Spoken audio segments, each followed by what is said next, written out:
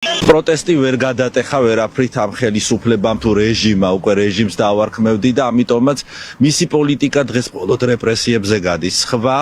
სხვა პოლიტიკა მას არც საშინაო და არც საგარეო არ გააჩნია და ყოველი დღე იმით თენდება ვინ დააპატიმრეს და ვინ დაიჭირეს. ხალბატონი ლეილა ეროვნული მოძრაობიდან მოდის და ყოველი ხელისუფლების წინა ხელისუფლებების დროსაც ყოველთვის აპროტესტებდა თუ რა უკანონო იყო საქართველოში ის დისიდენტობის პერიოდიდან არის ჩართული ამ მოვლენებში, არის ადამიანის უფლებების დამცველი, ჟურნალისტი, გაზეთის გამომცემელი. ხალბატონი ლეილა იყო პოლიტპატიმარი შევარდნაძის პერიოდშიც, მასზე მაშინ სისხლის სამართლის საქმე იყო აღძრული, მაშინაც მიტინგებთან დაკავშირებით, მაშინ უნივერსიტეტთან ტარდებოდა მიტინგი, სადაც იქნა ის დაკავებული და აი სამწუხარო ის არის, რომ ჩვენ ამდენი წლის შემდეგ ისევ აი ამ უკანონობასთან აი ამ რეჟიმთან გვაქვს ისევ საქმე. მე არ მეგონა თუ ოდესმე ყოველ შემთხვევაში სურვილი მქონდა იმის, რომ არასოდეს ჩვენს ქვეყანაში აღარ ყოფილიყვნენ პოლიტპატიმრები, მაგრამ სამწუხაროდ